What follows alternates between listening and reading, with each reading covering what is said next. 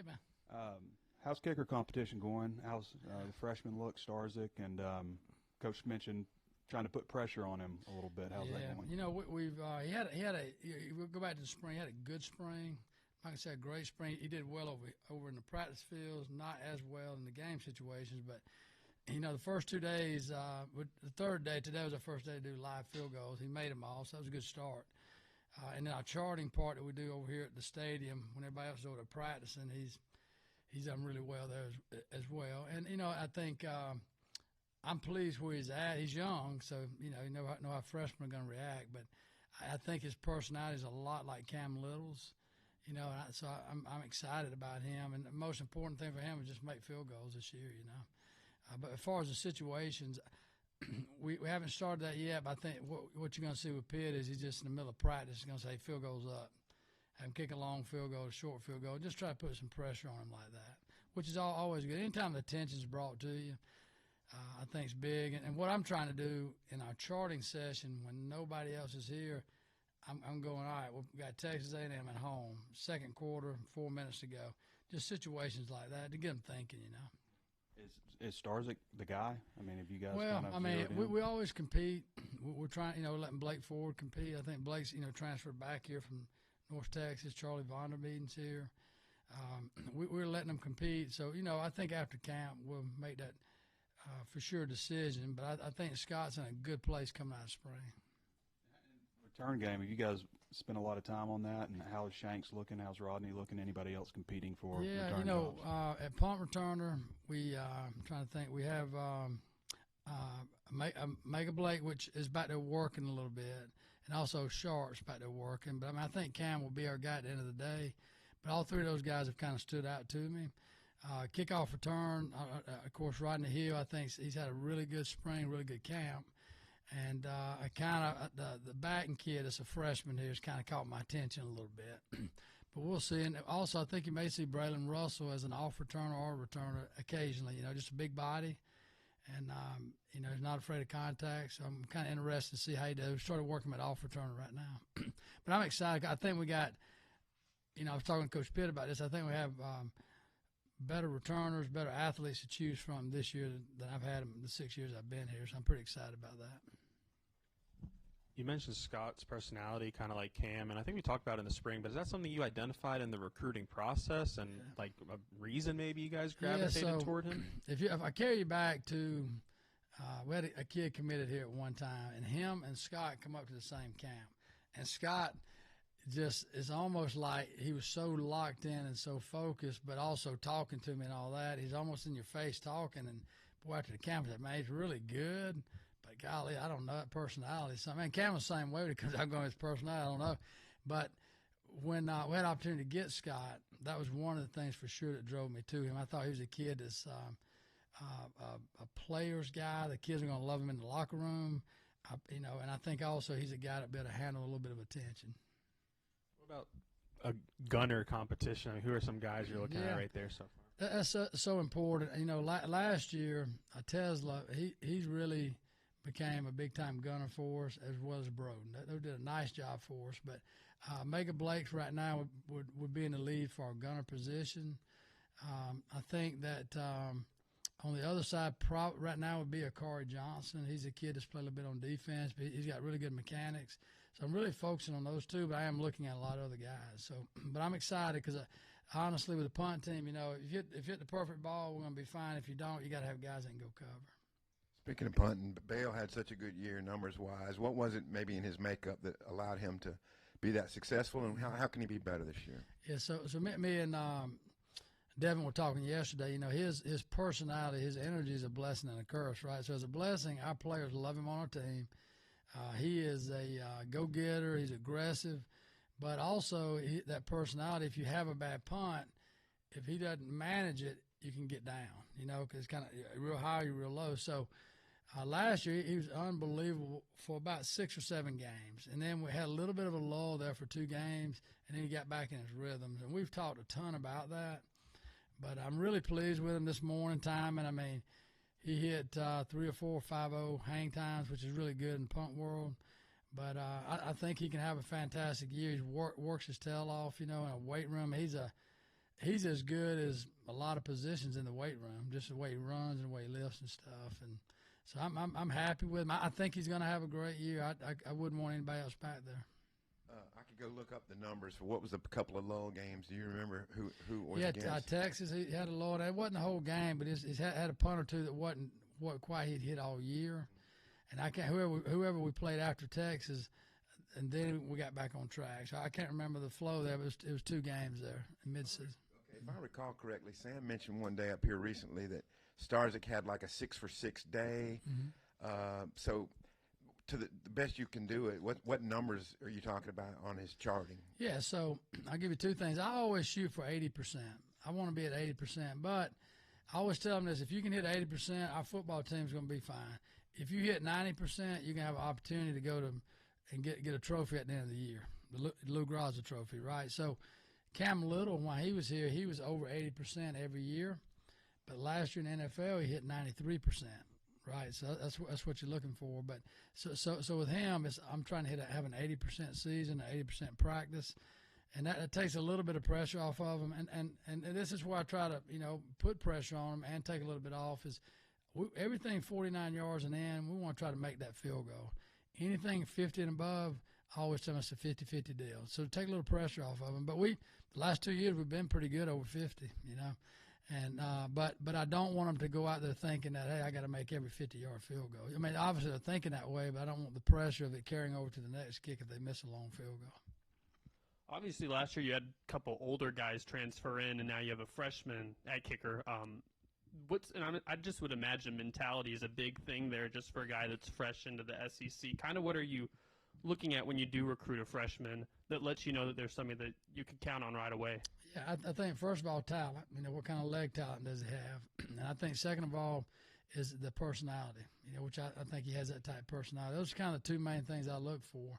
And you try to go back and, in high school, some of these guys kick 6 or 7 field goals all year. It's just according to what team they're on, what their coach is trying to do.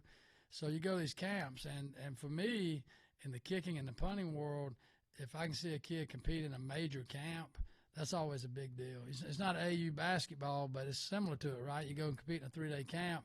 How does he compete against the next best guy in the country? And I think that's important. And you think about Cam Little, and I'm talking a lot about him today, but he came out COVID year. So, really, I saw Cam one time. He's maxing out at 135 on the bench, right, in high school. That's the last time I saw him COVID hits.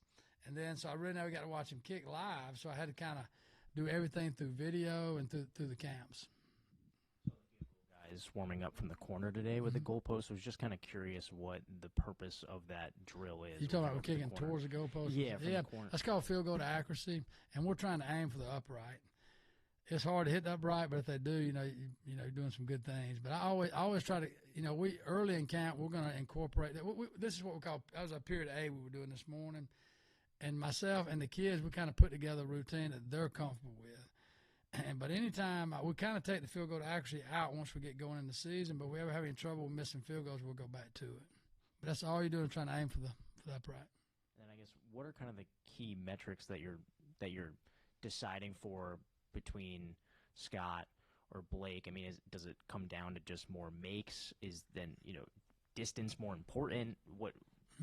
What's sort of the hierarchy of what you're looking at? At the end of the day, it will come down to makes, but this is really good info for you here. We do a charting session, which, out of 100%, charting is worth about 20% of our grade, but we'll do a lot of those kicks. Then we have live kicks. Our live kicks is about 35% of your grade. And then we do scrimmage. Now, scrimmage, we don't get many opportunities there, right? Maybe 9, but that has a lot of weight. That's about a 45% weight. So anybody can kick, because they're going to be nervous for me a day or two, and then after a while, it's Coach Fallon, right? But in front of Pitman and the team and people rush it, that's always going to bring a different value, and then also in the stadium. So they can be good. I've had many guys really good at charting, and as soon as they get in front of Coach Pitman, they tank it, or they go live at the stadium, they struggle. So that's how we kind of break it down. But it is about the makes at the end of the day. Imagine you're a big fan of like tight ends, safeties, linebackers, guys that can run and hit. Is there anybody, I guess, that stands out to you that, not a gunner, not a return guy, not a kicker punter, that just can kind of help you on all teams? Yeah. if you look in the NFL, every tight end and every linebacker, that is the only position that every single guy that want to play on teams at that level. Here, where I'm excited is our tight end room, in my opinion, is so much better than it's ever been. So like Jaden Platt's a guy that's really impressed me, and he's a big guy, but I think he'll be able to help us on teams. Postka, I think he's a guy that will be able to help us on teams. Laster, has already helped us some on teams. If you flip over to the linebacker room, I mean, we've got depth that we just haven't had in the past. So I'm excited about that. Andrew Harris had come in from Central Florida. He played some teams there, but he's done a really good job for us. He plays fast. He's a great tackler. Obviously last year, Bradley Shaw last year had about 244 snaps for us on special teams as a freshman. That's a lot. So I'm hoping some more of these freshman linebackers, Tavian Wallace, will step up for some of the transfers we've had. The Smalls kid that is playing some safety linebacker for us. Whalen is another kid I like on team. So we've got some depth there that I'm really excited about it that we just haven't had in the past, Obviously, it's Coach Pitman's call, what to do, kick, punt, go for it, all that kind of stuff. Mm-hmm. But how does your mind start working when the offense crosses 50-yard line and there's so many different possibilities that can come up? Where are you mentally at that point? Right, so I'm typically yelling field goal / punt team. So I'm trying to get the punt team up, but I know, and I'm yelling punt really. We get inside the 40 or whatever it is our guy can do in the wind that day. Because in pregame, I'm going to go up to the kicker, hey, going north, what do you think? Going south, what do you think? That changes every week according to what the wind is, right? So if once we cross the 50, I'm still thinking punt, but once we're kind of getting on the verge there, what is it? Is the punt? What are we going to do this down? I'll get both units ready.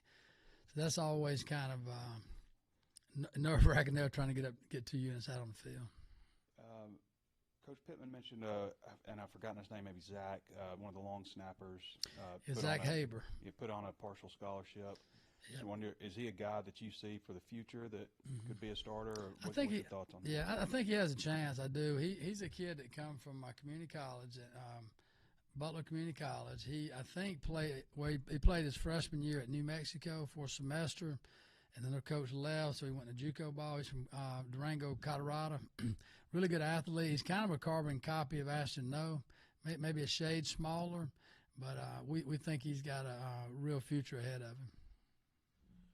As the coach that's kind of been with Pitman the longest, I'm curious personally, what was it like watching him deal with the hip injury last year? How much better is it to see, the way he's moving around and impactful now? I think you call him a warrior, really, last year. I mean, it was very painful. I think kind of come on right before the season. He wasn't expecting it, and he dealt with it all year. But probably the most impressive thing for me was after the last game, he goes in, I believe on that Monday, and has surgery. And then he comes into the building the next day, and he's meeting with kids. Because what he likes to do in December, as soon as our last game's over, is meet with all the kids, talk about NIL and all that stuff. And he came in that next day, and he got after it now. And he did it for the next 3 days, that Wednesday, Thursday, and Friday. And that was impressive because that's hard to do, sit there and you're dealing with kids and you're dealing with how you may feel about a kid, but also you're dealing with a hip injury. But I think he's doing a lot better, and I think that's I know a lot of coaches that's had hip injuries, and they all have dealt with it differently. And I thought he handled it as well as he could in the situation he was in. You guys played against Cam last year, and he had a really good season as a returner. How much does that play into when he's in the portal? I like this kid, and what do you like about Cam? Yeah, so we're always trying to look for good players. Obviously, kicker, punter, long snipers, but most of the time I go to Coach Pitts, hey, can we go get us a punt returner? And the answer is, well, we'll find somebody in who we're recruiting. Last year, they go find one. So I started looking in the portal, who's the best returner out there. And as they get in the portal, you start stacking them in the order there. But if you watch Cam's film last year, he had 3 house calls in one season. One got called back, so it got nulled. But he was impressive there, did some good things. In our game, he had no returns in our game. So that was a good thing. But we were worried about him going into the game, concerned about him. So, but we feel like we've got a guy. And, in our league last year, Texas had gone and gotten a one-year guy. And obviously Cam's a younger kid. And there was one other team in our league that went and got a 1-year guy. So we thought, that it might give us a chance to kind of boost us there in that game. And guys, at heart, I love to return punts. I mean, we've had a lot of good. I've had a lot of good punt returns in my career, and I really hope this will be an exciting year for us in that area. That's what I'm hoping for. And they've had some good returners here. I think he had a pretty good game catching the ball here, if I remember right. He did. He sure did. Kickoff. What's going on at the kickoff spot? In terms of a kickoff guy, as of day 3, I think Blake Ford would sort of be in the lead for us. I mean, today he hit a 4.31, about 7 deep in the end zone.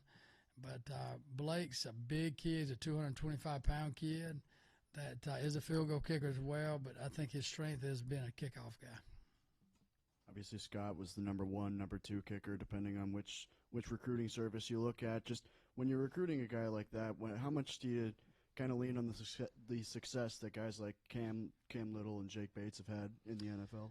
Yeah, that obviously helps a ton. Anytime you have guys in the NFL and you can point it out, it's a big deal, And I think that had a little bit to do with Scott coming here, obviously, and sometimes those guys, he may be at a camp and Cam might be there doing the NFL camp. Those camps, they kind of stack them, high school, college, NFL guys come in and kind of work together. And I'm sure they had an opportunity to talk at some point, but it certainly helps when you have a specialist at the next level. Yes, sir. Thank y'all very much.